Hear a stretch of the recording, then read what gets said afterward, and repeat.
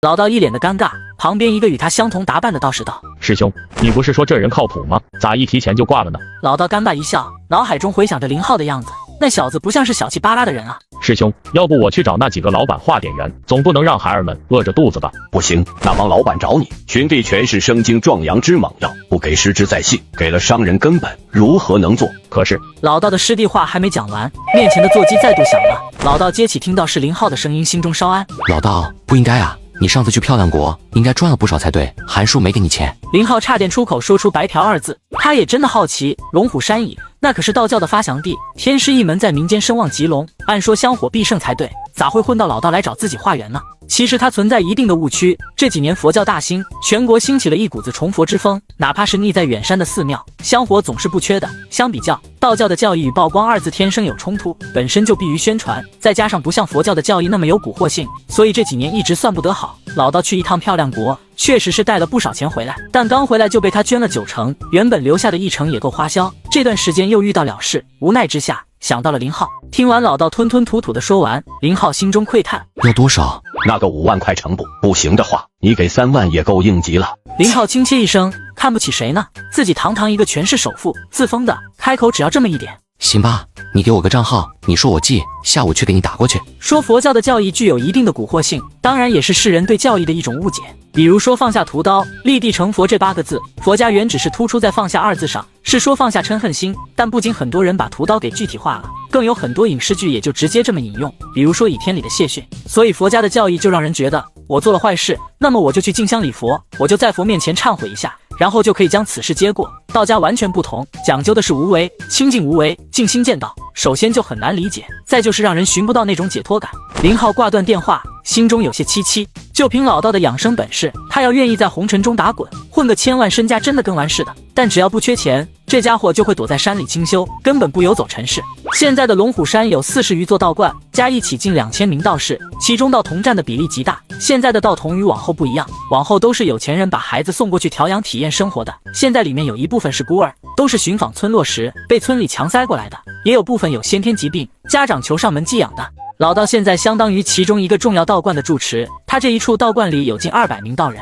你这又要去哪？去一趟镇上，这2天海面风大，不准去海边玩。知道了，小叔。林浩开着车到了镇上的银行，坐在车里想了片刻，想着会多少钱，一次不能给太多，否则以老道的大方劲又留不下来。至于说真要捐助，等自己去的时候跟老道再好好协商。他打算先汇10万块，不管怎么样，肯定够老道1个月霍霍的。下个月再汇10万，就算长期贴补，1年也就120万，没太大的压力。汇完款之后，他又给老道拨了个电话，然后又到收购站和陈东吹了会牛。我爹说那个参筛的差不多了，你要不带走？行吧，明天我看要是不下雨，看能不能去挖几条土龙，你帮我代收一下，要是收到也留着。没有留下吃饭，聊了一会他便回了村，刚停好车就碰到了老罗。罗叔，又是筐又是扁担的，你这是要干啥？后边红薯能挖了，也就2分地，打算赶晚前全收了。接过林浩的香烟，老罗就着火点着，也不急着走了。咋的？阿四跟阿友哥不帮忙？听说你要土龙，吃过饭他俩拿着锹就出去了，到现在还没回来呢。林浩愣了愣，自己要土龙，这2人怎么知道的？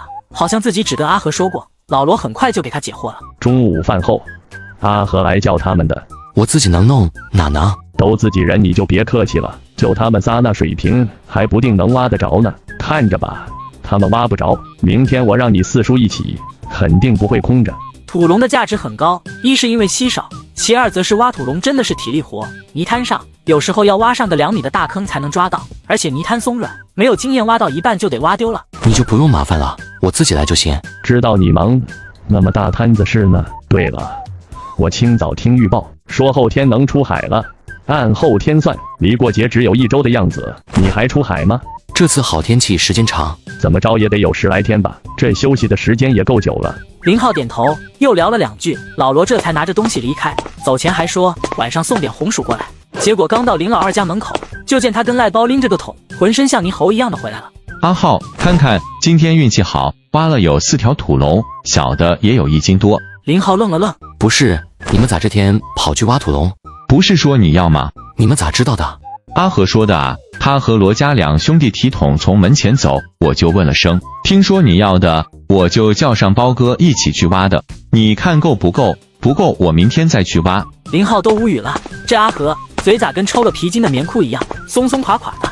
还有让他更无语的呢，提着2条土龙还没到家，就碰到了阿晨老爹，对方也提着3条土龙。那个下午时间不够，还得喂鸭子，抽空就整了3条。林浩都不知该说什么了。然而等他刚到家没一会，就见老猫骑着摩托车来了。阿浩，5条，你看够不？老猫还没走，柱子带着3个小跟班也来了，提着的桶里装了有7、8条土龙，加上阿和跟阿四他们下午挖的，林浩啥也没干，居然得了有20多条土龙，而且很明显，他们都是挑着挖到的大的送过来，所以加一起至少有50斤。本想着给钱买下来，但又觉得不合适，这是情谊来着，算了，等过年时发年终奖再说吧。至于这些土龙怎么办，反正新宅库房里的酒大把，全泡了就是，留着慢慢喝。送几条给陈东，剩下的全部养了起来。阿奶，酒全部用我那地下室的，要是我爹有。从东北带回的人参，他留了2只，一只是300多年的，他要留作万一之用，还有一只60年左右的，他打算去下市时送刘中伦的，其他的全泡了。20多坛酒泡下来，就得200多瓶的酒。他突然又觉得之前的酒好像存的少了，想了想又打了陈经理的电话，30年的又追加了500瓶。中午在阿和家里吃饭，刚好老爹也在，便将泡酒的事给说了。阿和也得了一只山参，但林浩没让他泡，先放着再说。老太太虽然身体康健，但到底年龄大了，留着一只放在那以备不时之需，用不上最好，等个1、2年再泡也行吗？下午3点多的时候，林浩到了镇码头，明天能出海了，总要检查一下船才放心。结果他到的时候，老猫、大哥和柱子已经早到了，其中还有一个生面孔，正在检查机器，还启动了机器，听了听声音，阿浩来了。大哥，你回来中午咋不回去吃饭？跟猫哥昨晚就说好了，中午就在快餐店吃的，方便着呢。老猫走到正在检查机器的那位，两人嘀咕了2句，便一起走到林浩面前。阿浩，给你介绍一下，这是杜喜，老杜可是老技工。杜喜就是之前老猫所说的维修员。林浩笑着伸出手，杜喜赶忙摆手，我手上都是油，咱就别握了。船东请放心，我老杜别的本事没有，船上的几个零件还是能弄明白的。客气话我就不说了，那就欢迎喜哥加入，等下次回来我们再补办接风宴。杜喜人还算外向，不客气地接过林浩的香烟点着，这才说急，2艘船都是新的，机器没啥问题，之前保养的也不错，就是怠速你们没调过，用的还是出厂时调的怠速，有点偏高，我稍调低了些，这样多少能节省点油料。又聊了一会，林浩帮着一起忙，舱里弄干净之后，又把网给整理了一下。林浩还到收购站，把之前丢在那还剩的20多张粘网也给放到了船上。阿浩，你带这个干啥？咱是拖网，一直游动作业。老猫不解地问起来。粘网是下在水里固定的，而拖网船则是流动作业，这2者间是冲突的。想吃龙虾了，看看能不能在作业的附近找个礁石多的岛，下个1、2网抓点龙虾。对于他这样的想法，大家也都习以为常，也没人再说什么。